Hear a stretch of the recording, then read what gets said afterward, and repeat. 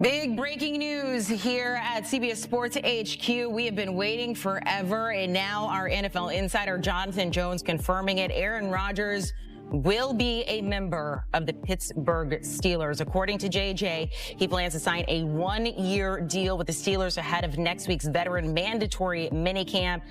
The wait is over. Future Hall of Famer, according to JJ, will now officially continue his career in Pittsburgh. There's so much to dive into here, so let's bring on two of the best. We're going to have a lot of experts to break this down here.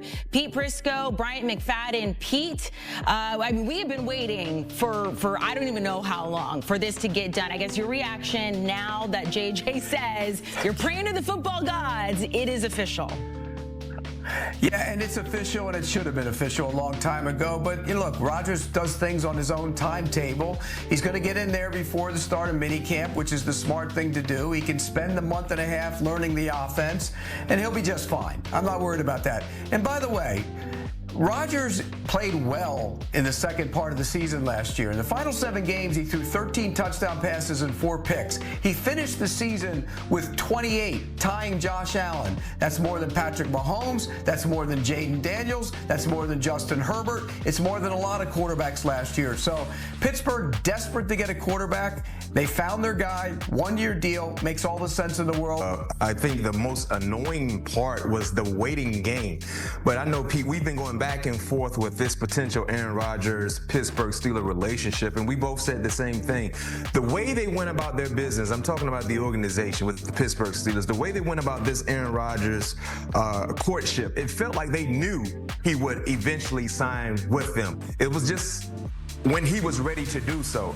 And I'm okay, because to your point, minicamp is right around the corner. He's already stated he will participate in minicamp. He will have every opportunity to be as acclimated with this new offense as possible as they get ready for training camp. And he's a better quarterback option than the current quarterbacks they currently have on the roster as we see it today. So this makes all the sense in the world for either side, especially if you're Aaron Rodgers and you want to play one more year. This is a team that wanted you the most. They will give you a starting opportunity, and they still potentially could add another veteran receiver to the offense to improve the wide receiving unit as we see it right now, which Aaron Rodgers probably would love also.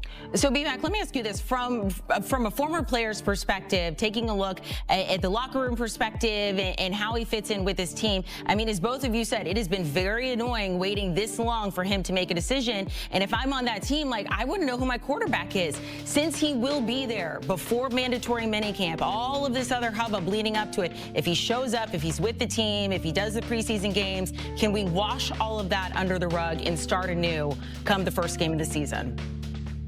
Amanda, I think that is washed under the rug right now. Okay. Because if I was a veteran player playing on the defensive side, hearing about this Aaron Rodgers, Pittsburgh Steelers relationship and not seeing anything come to fruition, no question you will feel some type of way. But hearing the news now is like, oh, let's go. Now you're excited.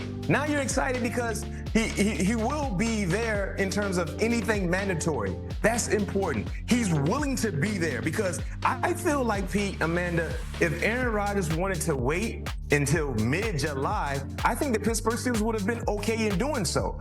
But he's saying he's making it known today so he can be there on the grass with the guys for minicamp. So if you're a veteran player, no question, you felt some type of way, but that is thrown out of the window knowing he's made it known that he will be a Pittsburgh Steeler. He's ready to get on the grass and try to put his hand in the plow to hoist the Sticky Lombardi. Well, I mean, they spent the entire offseason watching Hamburger Helper play quarterback, and now they're getting filet mignon. So, of course, they're happy about it. I mean, if you saw Mason Rudolph and Will Howard were going to be your quarterbacks, and you know that they weren't going to win games. They just were not going to win football games. Mike Tomlin's streak of not having a losing season was over if they play with those guys. They all knew it. The players knew it. They were waiting on Rodgers. Rodgers comes in there. All of a sudden now they're rejuvenated. And once you walk into the building, you're part of the team, and he comes in with skins on the wall. If he was just a guy that didn't have a Super Bowl, didn't have MVPs, not the same thing. But he comes in and commands the room right away. They need not worry about that at all. They finally have a quarterback. Pete, I've been searching, and unfortunately, I have not been able to Google fast enough your off-season grades for the Steelers. Do you remember what they gave them or what you would give them? Well, I mean, look, they trading away Pickens, they had to do it because he didn't fit in with what they wanted to do. Getting Metcalf, they probably gave up too much, but now we know why they did it, because they were going to trade away Pickens. So, look, they've made some good moves in the offseason, but none of it would have mattered if they weren't going to have Rodgers playing quarterback. And now they have him, and it all matters. And now all of a sudden, that division's a whole heck of a lot tougher. When you look at the division as a whole, it was the Ravens and the Bengals, and then the other two teams were at the bottom. Well, now, if Rodgers plays like he did down the stretch, the Steelers are now in that equation as well. That's what Rodgers has done for the Steelers. They knew it. That's why they were patient and waited. B-Mac, how do you think he's fitting into the roster where it stands now for the Steelers? I think he will fit in rather nicely because he's walking into a situation where, yes, they need him at the quarterback position, but this is already has been known to be a prestigious organization. Remember when he went to the New York Jets 2 years ago? He instantly became the biggest figure in the building, a part of that team since we've seen in quite some time. When he goes to Pittsburgh in the facilities there on the south side, you're not the biggest personality in the building. That's an organization and when you walk up to the second floor, you make that right off the elevator, you make that next left, you walk around the roundabout, you see 6 glossy, shiny, sticky Lombardis. That's already there. The Jets didn't have that.